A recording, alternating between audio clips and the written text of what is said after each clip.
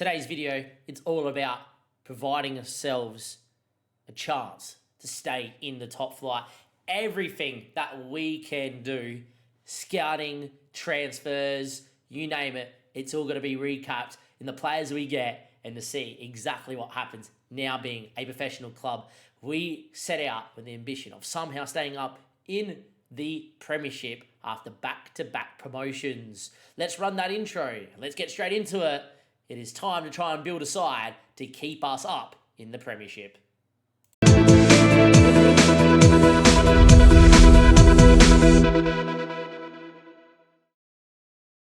We start without any sort of scouting taking place though, YouTube. We start with the board stating that we're going to enlarge the stadium by 2,802 seats, which is interesting. So we're getting a little bit of work done to our Dumbarton stadium. So we're not going to play there for our first year away in the league. Unfortunately for us, they've given us the Port Glasgow Community Stadium, which was built in the year 2026, which seems fine. It's a 2,000-seater stadium that's synthetic, which means that no matter what, we're not going to have any washed-out games or anything like that. It's a proper synthetic pitch, which means we're going to have great facilities here. But a 2,000-seater stadium is not particularly the sort of stadium we want. But hey, a community stadium for a semi-professional club that's just gone professional with no facilities, this is going to be a lot of fun here to see what we can do.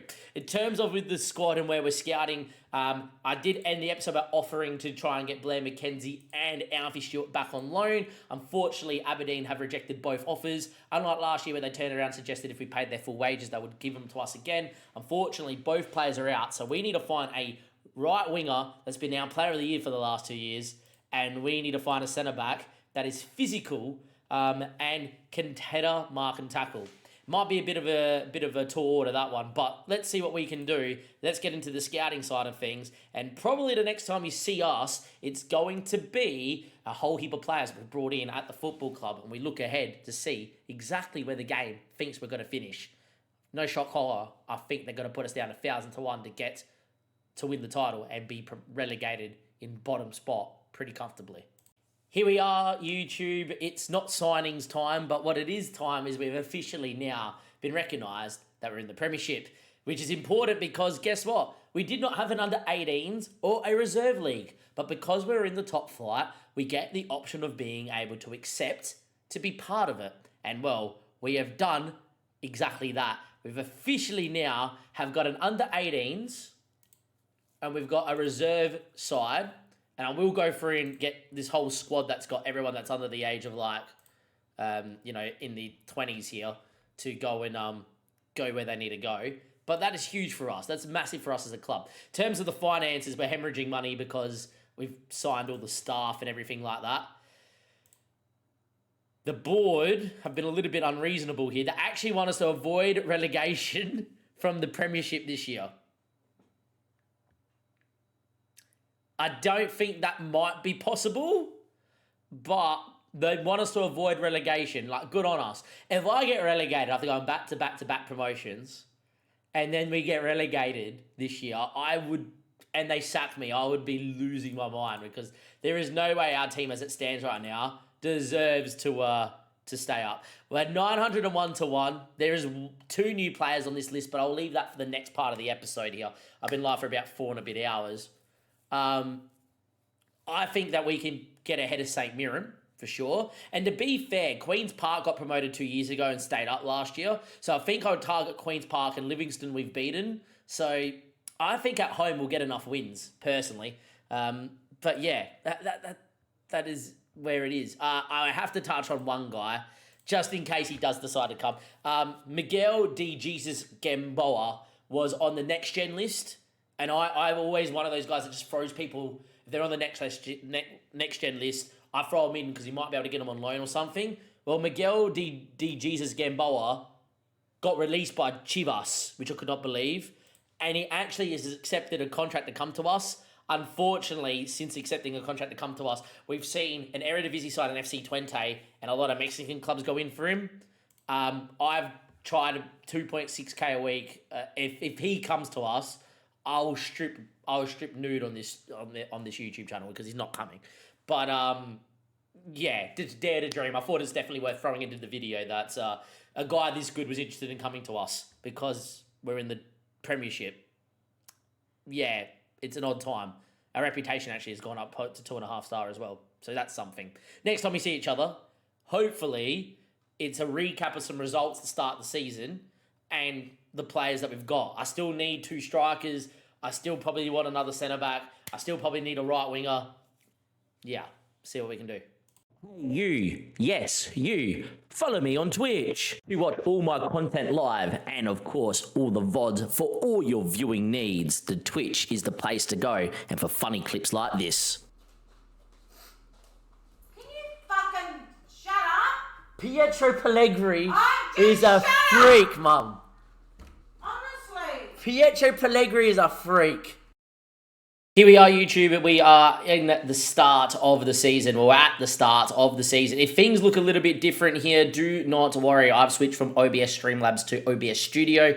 There's been a few issues with the stream the last few days, and I'm going back to the roots of OBS Studio, which I used to use back in the day. And look, the setup looks a lot cleaner as well. I don't particularly mind. Let me know if you see any noticeable quality changes. But without further ado, let's get into it.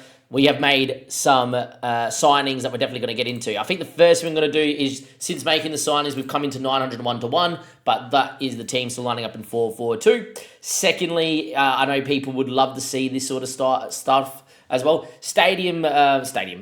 Sponsorship income, we got 17.5k compared to St Mirren at 96, compared to Rangers and Celtic. We're a long way off there. In terms of stadium size, 2,000-seater stadium is where we're playing for this season. Next is 7,000, all the way up to Celtic Park. And Queen's Park are playing at Hampden Park as well, which is crazy in Glasgow. So good old Queen's Park doing a very good job with their stadium, which is where the Scottish national side plays. So interesting that they're allowed to play there. But yeah, we struggle on that front. If we look at like team detailed, apparently there's nothing. Okay. I was about to say we can look at the wages. I would imagine our wage is going to be the lowest compared to the rest of the league. Maybe something to put at the end of this video as well. Let's have a look at the players that we have brought in here as well. And players that are maybe left too. But let's go in and go from beginning to end. So far, these are the signings that we've brought in. Derek Mayland's come in. He's mainly come in as a bit of a prospect for the future. Maybe someone we loan out. He did play a couple games in the Viaplay Cup, which we're going to recap at the end of this as well. Derek Mayland looks fantastic, very well-rounded. And in mentals, got decent amount of technicals, but physically, not the greatest. I feel like for him to become physically decent, he needs to play a lot of football. But at 6'2" with a good left foot and those sort of mentals, if he plays and hits his potential, he's a good to leading player for the Premiership. And if that's the case, he's going to be holding us in good stead. So hopefully Derek is someone that we can use longer term. Justin Smith came in at centre-back and is one of our best players. If you have a look at Justin, he looks fantastic. Developing already, which is great as well. And being full-time, we should see a little bit more development in our players. Currently working him on nothing, which I think we'd work him on speed here quickly. Justin Smith is a player that comes with the pedigree that we've been going with. Gil came from Barcelona, Ferrian came from Real Madrid, Sangari came from Newcastle, Justin Smith came from OJ Nice, as he's French-Canadian, and, well, I think he's an absolute coup for us. Got to remember that a 3.5-star player is like a leading championship player for us.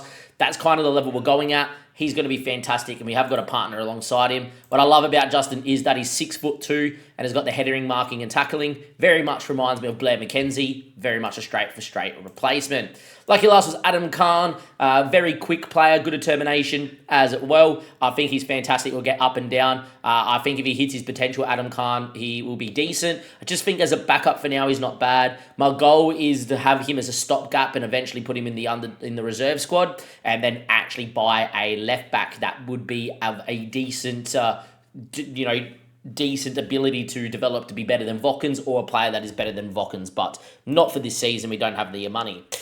In terms of the outs, the only one that we lost is Lewis Dobby. Did go on a free to Dundalk's under 19s. That's okay, but we brought in some big name players, and we're just going to go in order.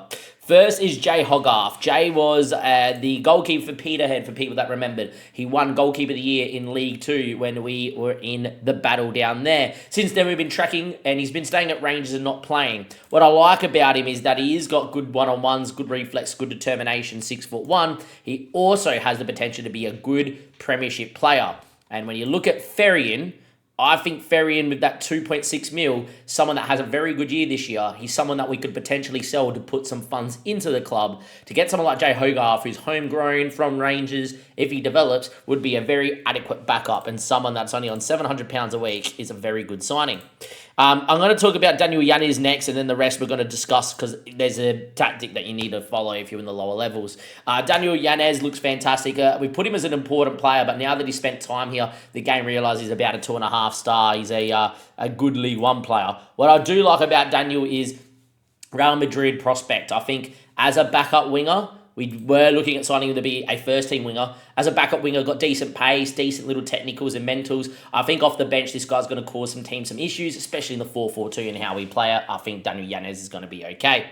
On top of that, there's some people here that we need to discuss. The Fire Academy, for people that do not know, is part of the American Youth Academy system. And for those that don't know how to scout the Youth Academy system, you put one of these clubs in. I always start at like New York Red Bull Academy, right? And they come up. And what you do is you just click through. Like Joe Patch might be someone that we might sign in the future, for instance. You just click through. All these players are on a free. Second thing that you can do is go to the USA under 22s and under 21s, under 19s. Anyone that's on a free is on an amateur contract and could be poached. So with that being said, that's what we did, and that's how we found these next few players. And I'm telling you right now, all of them are in our starting 11. Ben Lickett is the first one that signed in. What a player. We wasted our whole scouting budget scouting all these guys. Now, he's only got 5 natural fitness, but what he has got is jumping reach, aggression, leadership, can tackle, and he's 6'6". I bang on about finding big, tall centre-backs when you're a lower level side. We are effectively a lower level side that are now in the Premiership and needs to stay up, according to the board. 19 years of age, going to come in, going to develop. I think if he hits his potential, he's someone that's very sellable long term. I think he's fantastic, and hopefully will do a very good job for us. I think he's great. Next on the list is Jordan Derrich. Same thing on the other side. Lacks technically, yes. Physically very well-rounded, mentally almost elite. Great work rate, teamwork, leadership, determination, great aggression, can get up and down. Good technique too, but lacks a lot technically. I think Jordan Derrich is going to be starting for us. I'm put him as a complete wingback, but I think maybe going back to a wingback on attack might suit him a little bit better. Anyhow, with Jordan, what I expect to see from him is his technicals develop as he plays now in a fully professional setting, not an amateur setting. And if he does that, we might make some good profit off him as well for Jordan. The next two, though, are different levels of gravy. David Montana's already looked fantastic in the Viaplay Cup, and he's your new number 9. 5'9", 15 finishing, great pace, good aggression, and good balance. This kid has an eye for goal. He is fantastic at getting in behind and making great runs, and is a decent champion, a decent premiership player. Doesn't have anything to do with his consistency as of yet, but we needed a striker that can put the ball in the back of the net, and David Montoya is that guy. Next episode, we're going to be playing Celtic as a live com, and you'll see him live, but I will show you a couple of his goals right at the end of this video. Lucky last is Andrea Di Cecco. He is a Canadian that is Italian, and I'm going to tell you right now, if he hits his potential, he might just declare for Italy. A man that is after my own heart, because guess what? He's a replacement for Alfie Stewart. What he can do is he's physically quick with agility and balance and acceleration. He gets the ball, he knocks it past his opponent. He's got decent off the ball, great technique, good work rate, good crossing, and a decent first touch. All you need from a winger is for him to beat your man and get balls into the box. We've already seen him link up with Montoya as well. Andrea Di Cecco, if he hits his potential, could declare for Italy, and looks like an absolute steal. He's also fairly consistent as well. We've been pretty good. In terms of the Viaplay Cup, we got a pretty easy group. We drew Stirling, where we won 6-3, and they put 3 shots on target, scored 3. Abraif, we won 1-0. Bucky, we won 3-0. And Dundee, we did win 5-1. In this game here, Montoya was superb. The goal that he scores here late doors, Montoya is out of this world. When the ball comes over the top to Montoya, this is the type of finish we've seen from him. Ball over the top, running away from goals, on the volley, on the half volley, through Lynch. What a finish. He also had a setup from DeCheco as well in this game, and these 2 goals highlight what we're about. Now, long throws might not be a thing, but DeCheco with the early cross in, and that Montoya sniffing at the front stick, I think we're going to have a really good year. What we're going to do now, though, YouTube, is this is going to be the end of the episode. That is the recap of pre-season. We did lose the Portsmouth and Blackpool, but at that time, we didn't have a starting 11. A lot of players did leave this year.